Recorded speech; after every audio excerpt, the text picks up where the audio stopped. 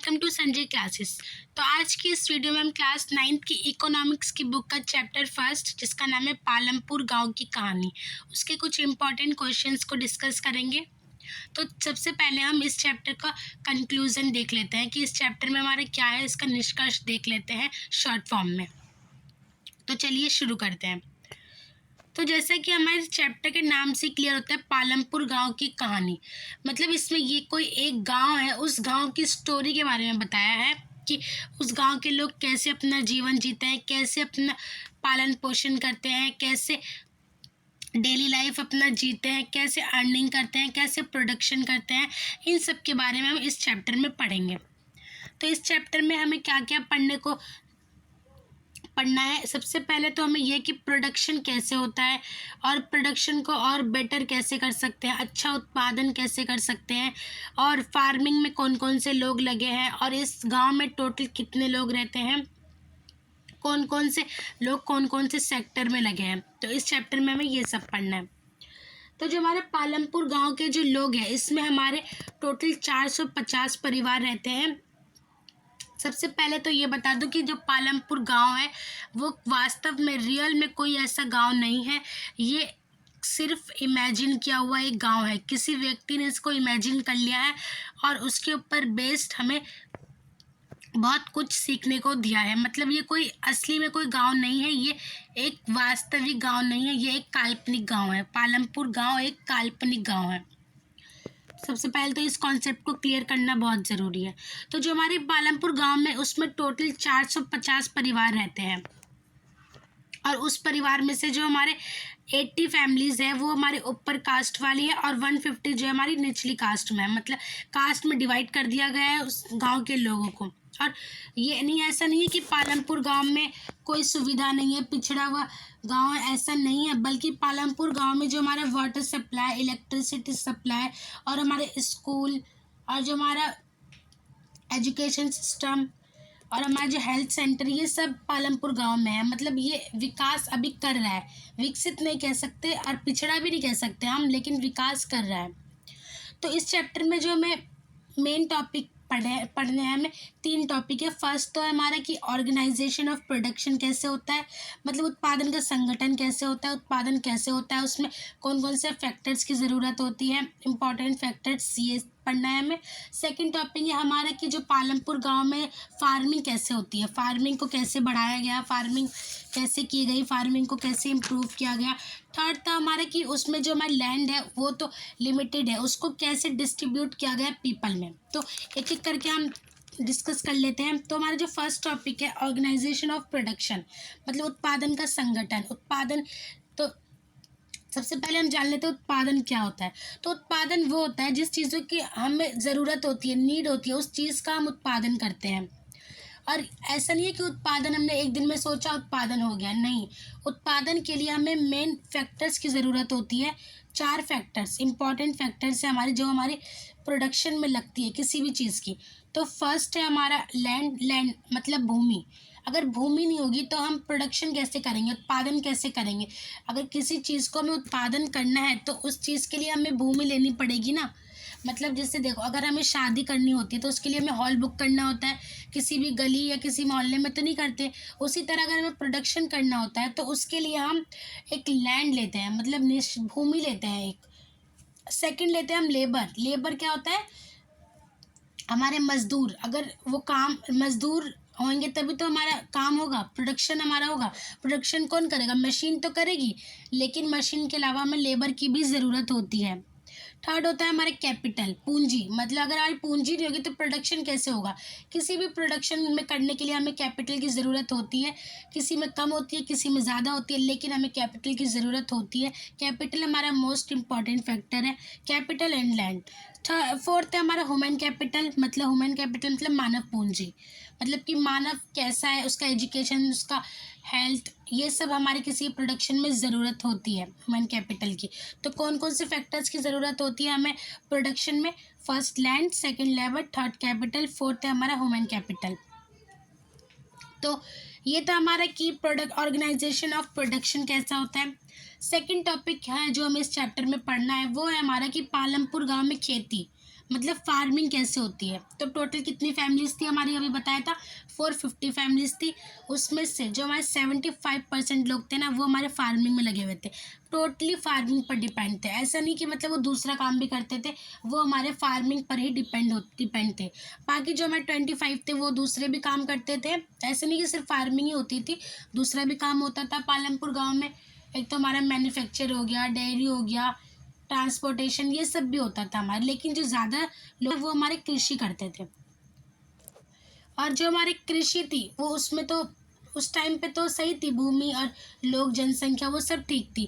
लेकिन आने वाले टाइम में क्या हुआ, जनसंख्या बढ़ी और हमारी जो भूमि थी वो तो कम हो गई। भूमि तो कम ही रहेगी ना, जनसंख्या बढ़ी है, उनकी नीड बढ़ी है, डिमांड बढ़ी है, लेकिन हमारा सप्लाई तो कम ही है। तो उसके लिए भी गवर्नमेंट हमारी बहुत सारे रूल्स लाई थी, जिससे कि हमारी जो लैंड है उसका साइज़ बड़ा कर सके, और मतलब लोगों को मिल सके भूमि। ये सब हमारे गवर्नमेंट ने किया था। ग्रीन रेवोल्यूशन भी उसी बीच हमारा आया था। इसमें ग्रीन रेवोल्यूशन में क्या था, जो हमारा ट्रेडिशनल फार्मिंग का तरीका था ना हमारा, उसको हटा दिया गया और मॉडर्न फार्मिंग का तरीका लाया गया। मतलब जो हमारे हाई क्वालिटी की सीड्स थी और हमारी सिंचाई की सुविधा, ये सब हमारे ग्रीन रेवोल्यूशन में था। और हमें ग्रीन रेवोल्यूशन आने से हमारा जो एग्रीकल्चर सेक्टर था उस पर बहुत इम्प्रूव देखने को मिला। जो हमारे पहले ट्रेडिशनल सीड था, ट्रेडिशनल जो हमारा तरीका था, उसमें 300 kg पर हेक्टर हमारा उत्पादन होता था, उत्पादन की मात्रा थी। लेकिन जो हमारा मॉडर्न तरीका था, मॉडर्न सीड्स थी, उसमें हमारा 3200 kg पर हेक्टर उत्पादन होता था। मतलब हमारा उत्पादन बढ़ा। जो हमारा ग्रीन रेवोल्यूशन आया उसमें हमारा उत्पादन बढ़ा। और जो हमारा पालमपुर गांव में जो हमारी भूमि थी, लैंड थी, उसका बंटवारा कैसे था, डिस्ट्रीब्यूट कैसे किया गया था वहाँ की फैमिलीज़ में। तो हमारा पालमपुर गांव में टोटल कितनी फैमिलीज़ थी, 450 फैमिलीज़ थी। उसमें से किसके पास कितनी भूमि थी, ये भी हमें इसी चैप्टर में पढ़ना है कि भूमि का बंटवारा कैसे था, कैसे लोगों में भूमि दी गई थी। तो सबसे पहले जो हमारा टोटल कितनी फैमिलीज थी, 450। उसमें से 150 फैमिलीज़ के पास तो भूमि नहीं थी। वो जो 150 फैमिलीज़ थी वो हमारी बहुत गरीब थी, उनके पास भूमि नहीं थी। और जो हमारी 240 फैमिलीज़ थी उनके पास 2 हेक्टेयर से भी कम की ज़मीन थी। मतलब उनके पास ज़मीन तो थी लेकिन कम थी। 240 पीपल जो हमारी फैमिलीज़ थी उनके पास कम ज़मीन थी। और जो हमारी 450 में से 60 फैमिलीज़ थी उनके पास जो हमारे 2 हेक्टेयर से भी ज़्यादा ज़मीन थी। मतलब कुछ लोगों के पास ज़्यादा ज़मीन थी, कुछ के पास कम। तो ज़मीन का जो है ठीक तरीके से बंटवारा नहीं किया गया था। ज़मीन का बंटवारा ठीक से नहीं था, किसी के पास ज़्यादा थी, किसी के पास कम थी। ये हमारा था कि पालमपुर गांव में भूमि का बंटवारा कैसे किया गया है। ये थे हमारे 3 टॉपिक्स जो हमने एक एक करके डिस्कस कर लिए। अब हम क्वेश्चंस की बात करते हैं। इंपॉर्टेंट क्वेश्चंस जो हमारे 1 मार्क्स के। पालमपुर गांव के लोगों की मुख्य आर्थिक क्रिया क्या है। तो अभी हमने पढ़ा, तो उनकी जो मुख्य आर्थिक क्रिया वो क्या थी, कृषि। सेकंड क्वेश्चन, उत्पादन की प्रथम आवश्यकता क्या है।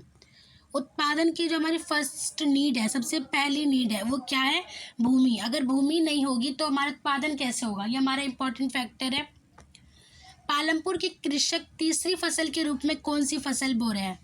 फर्स्ट बाजरा, सेकंड आलू, थर्ड गन्ना या फोर्थ इनमें से कोई नहीं। जो हमारे पालमपुर गांव के किसान थे वो तीसरी फसल के रूप में कौन सी फसल बो रहे थे, आलू हमारे बो रहे थे वो लोग। फोर्थ क्वेश्चन, आधुनिक कृषि में डैश बीजों का प्रयोग किया जाता है। अभी हमने बताया हमारा ट्रेडिशनल फार्मिंग थी और एक था हमारा मॉडर्न फार्मिंग। तो जो हमारा मॉडर्न फार्मिंग था उसमें कौन सी बीजों का प्रयोग किया गया, HYV सीड्स का प्रयोग किया गया। नेक्स्ट क्वेश्चन, एक साल में किसी भूमि पर एक से ज़्यादा फसल उगाने की विधि को डैश कहते हैं। अगर किसी भूमि पर एक साल में एक से ज़्यादा फसल उगाया जाता है तो उसको हम क्या कहते हैं, बहुविध फसल प्रणाली, मल्टीपल क्रॉप सिस्टम। क्लियर है। नेक्स्ट क्वेश्चन देखते हैं, कृषि के आधुनिक तरीकों का सबसे पहले प्रयोग भारत के किन 2 राज्यों में किया गया। हमारा जो मॉडर्न तरीका था, हरित क्रांति, ग्रीन रेवोल्यूशन, HYV सीड्स, उसका प्रयोग सबसे पहले कौन से स्टेट में किया गया था, ये क्वेश्चन है। तो हमारा फर्स्ट था पंजाब, सेकंड हरियाणा। हमारे उत्तर प्रदेश में भी किया गया लेकिन सबसे पहले पंजाब और हरियाणा में इसका प्रयोग किया गया। नेक्स्ट क्वेश्चन, छोटे किसान खेती के लिए आवश्यक पूंजी का प्रबंध किस प्रकार करते हैं? छोटे किसान मतलब जो हमारे गरीब किसान थे, जो पैसे के लिए दूसरों पर निर्भर थे, वो कैसे अपनी पूंजी की आवश्यकता का प्रबंध करते थे? जो उसी गांव के जो बड़े बड़े किसान थे और जो साहूकार थे, वो लोग उनसे पूंजी का इंतजाम करते थे, पूंजी का प्रबंध करते थे। लेकिन ये लोग इनको ऐसे ही पूंजी नहीं दे देते थे, हाई इंटरेस्ट रेट पर पैसे देते थे इनको। नेक्स्ट क्वेश्चन, पालमपुर में लगभग कितने प्रतिशत लोग गैर कृषि व्यवसाय में लगे हैं? पालमपुर में हमारा 75% तो हमारा कृषि में लगा हुआ था, एग्रीकल्चर सेक्टर में।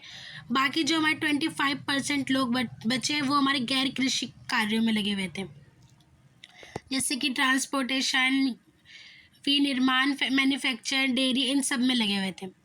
भूमि मापने की मानक इकाई क्या है? तो भूमि मापने की मानक इकाई एक हेक्टर जो 100 मीटर वाली भुजा वाले वर्ग के क्षेत्र के बराबर होती है। ये था हमारा भूमि मापने वाली इकाई। लास्ट क्वेश्चन देख लेते हैं, अधिशेष कृषि उत्पादों का किसान क्या करते हैं? तो सबसे पहले हम ये समझ लेते हैं अधिशेष होता क्या है। अधिशेष हमारे सरप्लस होता है, और ये सरप्लस हमारा एग्रीकल्चर सेक्टर में 1960 में बहुत ज़्यादा हुआ।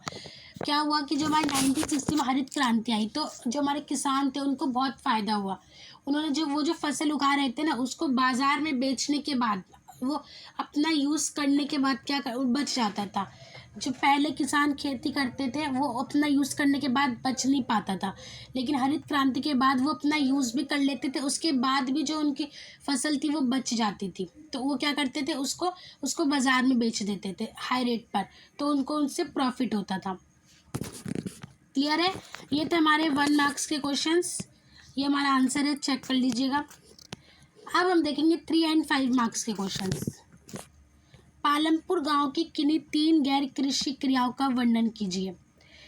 कृषि क्रियाएं तो हमारे था जो एग्रीकल्चर सेक्टर के अलावा जो हमारी एक्टिविटीज़ थी उसका वर्णन करना है हमारा। तो उसमें हमारा क्या था, एक था मैन्युफैक्चर सेक्टर मतलब लघु स्तरीय विनिर्माण, डेयरी, परिवहन जो हमारा था ट्रांसपोर्टेशन, और दुकानदारी, ये सब हमारे थे कृषि के अलावा जो कार्य होते थे, गतिविधियाँ होती थी, वो थी हमारी। नेक्स्ट क्वेश्चन, 1960 के दशक के अंत में आई हरित क्रांति ने भारतीय कृषि पर क्या प्रभाव डाला? तो 1960 के अंत में जो हमारी हरित क्रांति आई थी उसने इंडियन एग्रीकल्चर सेक्टर पर क्या इफेक्ट डाला, ये हमें देखना है।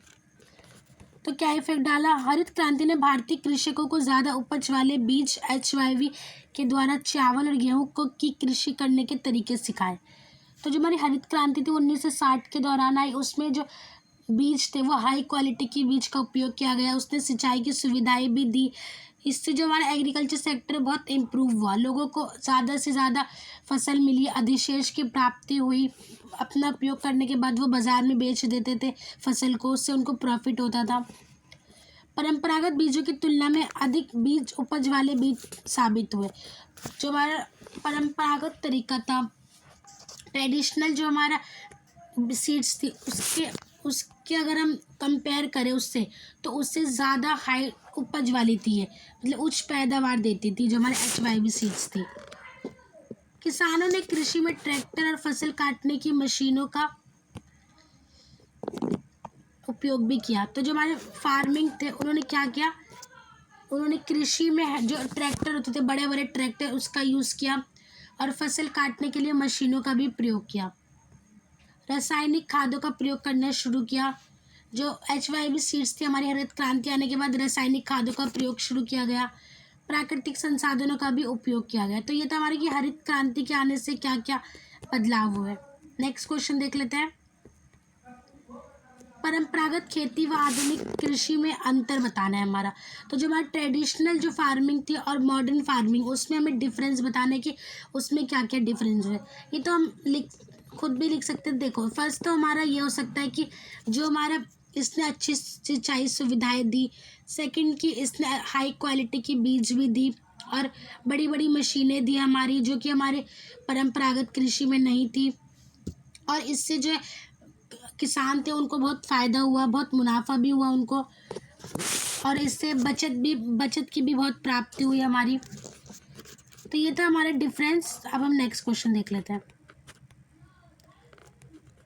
पालमपुर में लघु स्तरीय विनिर्माण उद्योग की विशेषताएं। जो हमारा पालमपुर में मैन्युफैक्चर सेक्टर था, हमारा उद्योग था, उसकी हमें विशेषताएं बतानी है। उसमें क्या था, जो हमारे उत्पादन के जो मेथड था वो ईजी था, बहुत ईजी उत्पादन मेथड था।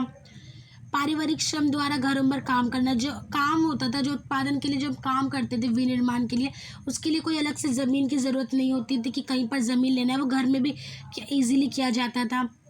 और ऐसा नहीं था कि श्रमिकों की आवश्यकता पड़ने पर ही श्रमिक रखे जाते थे, वरना जो हमारे परिवार के लोग थे वही मिलकर काम करते थे, अपना मिलकर कमाते थे, खाते थे।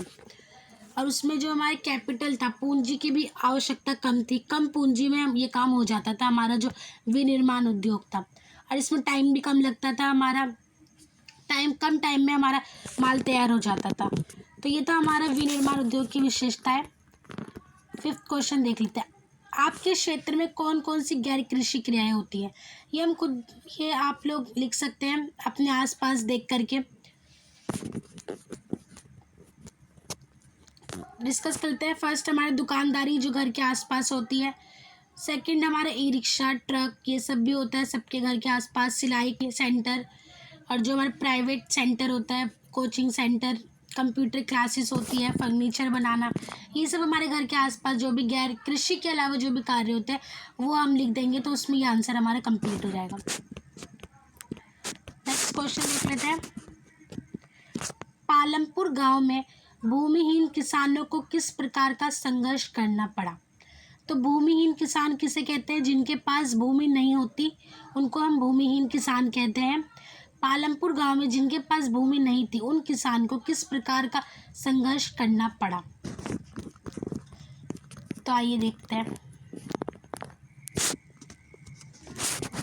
भूमिहीन किसान दैनिक मजदूरी पर काम करने के लिए मजबूर है। जो हमारे जिनके पास भूमि नहीं थी वो तो खेती तो कर नहीं सकते थे, तो वो क्या करते थे, डेली वेजेस पर काम करते थे। जो बड़े बड़े किसान थे या तो वो उनकी भूमि पर काम करते थे, दिन प्रतिदिन की लागत पर वो काम करते थे, उनको डेली वेजेस पर दिया जाता था। मतलब एक दिन काम किया तो एक दिन के पैसे दिए जाते थे उनको। और ऐसा नहीं है कि उन्होंने एक जगह काम ढूंढा तो उनका फिक्स हो गया, नहीं, जब उनको ज़रूरत नहीं थी तो वो उनको हटा देते थे, तो वो दूसरी जगह काम ढूंढते थे अपना। उन्हें अपने लिए प्रतिदिन काम ढूंढना रहना पड़ता था।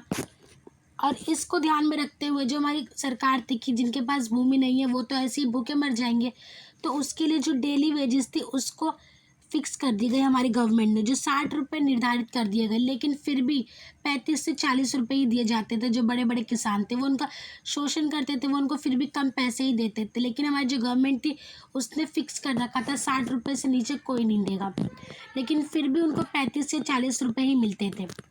खेती और श्रमिकों में अधिक स्पर्धा के कारण ये लोग कम वेतन में भी कार्य करने के, अब इनके पास भूमि नहीं थी, खेती नहीं थी, तो ये क्या करेंगे, ये इनको तो काम करना ही पड़ता था। कुछ नहीं से अच्छा कुछ मिल जाता था इनको, तो ये कम वेतन पर भी काम करने के लिए तैयार हो जाते थे। इनको बस काम मिलना चाहिए और ये काम करने के लिए तैयार हो जाते थे। खेती और श्रमिक कर्ज के कारण अत्यधिक कष्ट झेल रहे थे और इनके ऊपर कर्ज का भी बोझ बहुत बढ़ गया था। जब इनको पूंजी की ज़रूरत पड़ती तो ये अपने बड़े किसान और जो हमारे साहूकार थे उनसे पैसे ले लेते थे, और वो क्या करते थे, वो उनका शोषण करते थे, उनको हाई इंटरेस्ट रेट पर पैसे चुकाना पड़ता था, दुगना तिगुना पैसे ले लेते थे उसी पैसे के बदले। नेक्स्ट क्वेश्चन देख लेते हैं। वस्तुओं और सेवाओं के उत्पादन के लिए आवश्यक चीज़ों का वर्णन कीजिए। जो हमारे गुड्स एंड सर्विसेज का जो प्रोडक्शन होता है उसके लिए हमें कौन कौन सी चीज़ों की आवश्यकता होती है, इसमें हमें ये पूछा गया है। सबसे पहला हमारा भूमि, लैंड वो हमारा सबसे ज़रूरी है। भूमि तथा अन्य प्राकृतिक संसाधन जैसे कि जल, वन, खनिज की भी आवश्यकता होती है। तो सबसे हमारा मोस्ट इम्पॉर्टेंट फैक्टर है हमारा लैंड, भूमि। और थर्ड है हमारा श्रम, जो लोग काम करेंगे, लेबर। सेकंड है first land, second labour, third है हमारा कैपिटल। कैपिटल हमारे दो तरह के होते हैं, एक होता है हमारा भौतिक पूंजी, एक होता है हमारा मानव पूंजी। भौतिक पूंजी में क्या होता है, उत्पादन के समय प्रत्येक स्तर पर काम आने वाली आगतें, जैसे भौतिक पूंजी में हमारा था इमारतें, बड़ी बड़ी मशीनें, ये सब हमारे भौतिक पूंजी में आता है। और जो हमारा मानव पूंजी में आता है वो होता है कि हमारा जो मानव है वो, उसको कितना ज्ञान है, वो कितना कौशल है, उसके अंदर कितनी क्षमता है, ये सब हमारा मानव पूंजी में है। तो हमें सबसे पहले हमारा लैंड, लेबर, थर्ड हमारा कैपिटल, फिफ्थ हमारा मार्केट। अगर मार्केट होगा तभी तो जो हमारे उत्पादित वस्तु रहेंगे उसको बेचा जाएगा।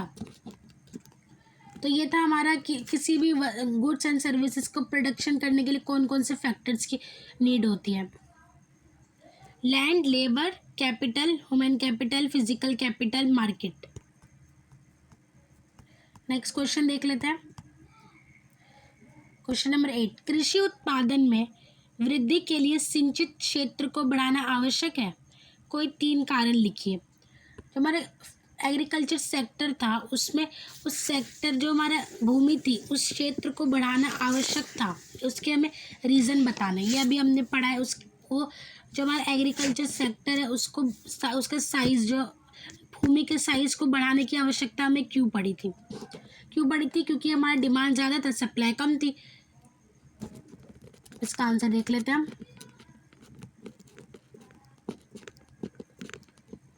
कृषि की व्यवस्था सिंचित क्षेत्र पर निर्भर करती है। भारत के कुछ क्षेत्र जैसे पंजाब, राजस्थान, दक्कनी, ये सब में वर्षा अनियमित है व अनिश्चित है। ऐसे क्षेत्रों में कृत्रिम सिंचाई की अधिक आवश्यकता है। तो जो हमारे भारत के कुछ निश्चित क्षेत्र है उसमें वर्षा की कोई निश्चित नहीं है, अनिश्चित वर्षा हो जाती है, तो जिसके कारण उनकी सिंचाई की सुविधा की आवश्यकता भी ज़्यादा थी। कुछ फसलें ऐसी हैं जिसके नियमित से जल आपूर्ति आवश्यकता है, जैसे, और जो हमारी कुछ फसलें थी उनके लिए बहुत सारी जल की आवश्यकता होती है, तो उसकी भी कमी थी, जैसे चावल, गेहूँ, गन्ना आदि। जिन क्षेत्रों में आधुनिक बीजों का प्रयोग किया जाता है वहाँ भी जल की आवश्यकता पाई जाती है। जहाँ पे आधुनिक मॉडर्न जो हमारे सीड्स का जहाँ भी यूज़ था उसमें भी हमें वाटर की ज़रूरत थी, वाटर सप्लाई की ज़रूरत थी, और भूमि का साइज़ भी हमारा बहुत छोटा था। नेक्स्ट क्वेश्चन देखते हैं।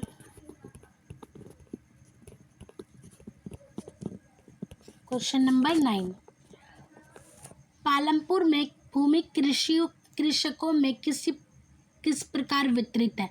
जो हमारे पालमपुर गांव में जो भूमि थी वो कैसे डिस्ट्रीब्यूट की गई थी हमारी, यह भी हमने पढ़ा था।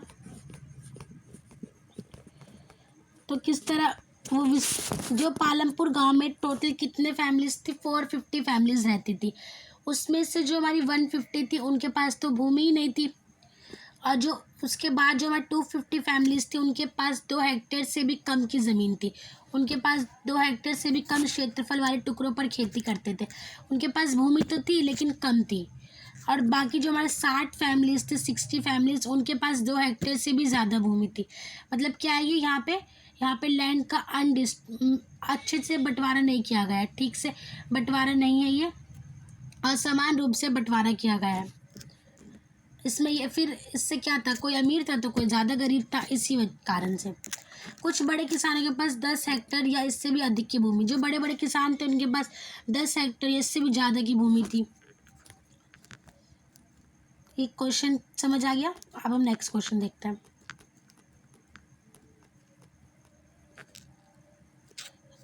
पालमपुर के दुकानदार किस प्रकार व्यापार करते हैं। जो पालमपुर के दुकानदार हैं वो किस तरह से अपना बिजनेस करते हैं, इस क्वेश्चन में हमें ये बताना है। पालमपुर के दुकानदार प्रतिदिन की वस्तुओं के थोक रेट पर खरीदते हैं और गांव में बेचते हैं। वो क्या करते थे दुकानदार, जो ये एक ही बहुत सारी चीज़ों को थोक रेट में, मतलब थोक रेट में खरीदते हैं तो सस्ता पड़ता है, उसको खरीद लेते थे और बाज़ार में बेचते हैं। पालमपुर में ज़्यादा लोग व्यापार वस्तु विनिमय नहीं करते, मतलब व्यापार वस्तु पालमपुर में ज़्यादा लोग ये नहीं करते कि वस्तु के बदले वस्तु, नहीं, उनको वस्तु के बदले पैसे ही लेते थे। वो गांव में छोटे जनरल स्टोर में चावल, गेहूँ, चाय, तेल, बिस्कुट, साबुन, ये आदि ये सब भी बेचे जाते थे। जो हमारी नॉर्मली चीज़ें होती थी, रोज़मर्रा की चीज़ें, ये सब भी बेची जाती थी। वस्तुओं के साथ साथ खाने की चीज़ें भी बेचते हैं, जो वस्तुओं के साथ साथ खाने की चीज़ें भी बेचते थे। क्वेश्चन नंबर 11 देखते हैं।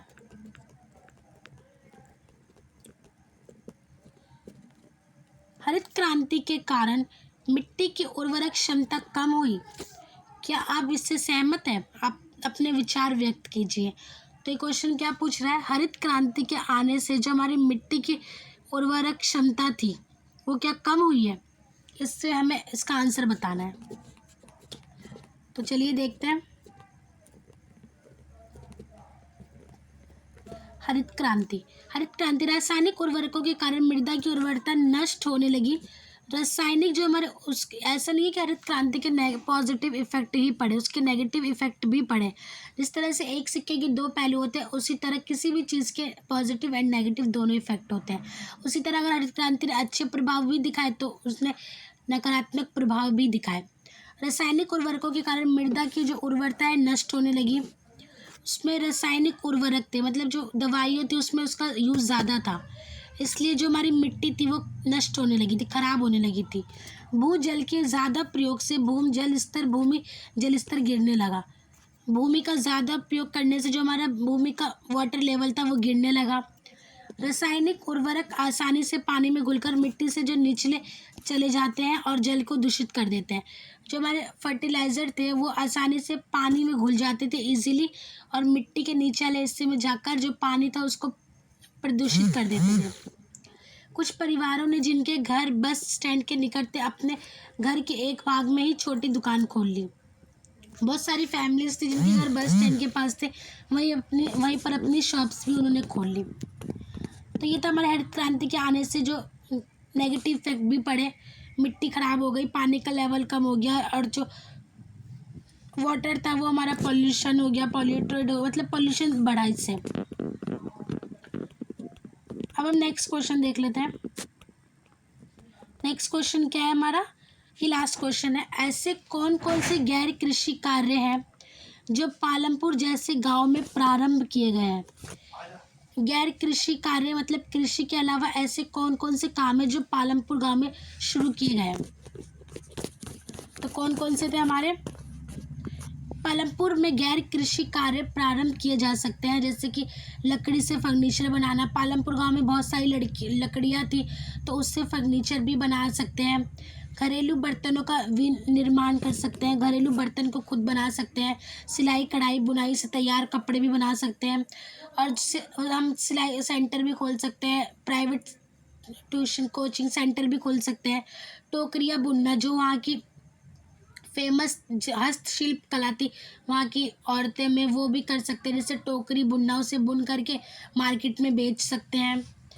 ईंटें बनाना, ईंट भी बना सकते हैं। बहुत सारे कार्य हैं जो वहाँ के लोग खुद करके अपना रोज़मर्रा की ज़िंदगी को जी सकते हैं। तो ये था हमारा पालमपुर गांव की कहानी का कंक्लूज़न और कुछ इम्पॉर्टेंट क्वेश्चंस। Thank you.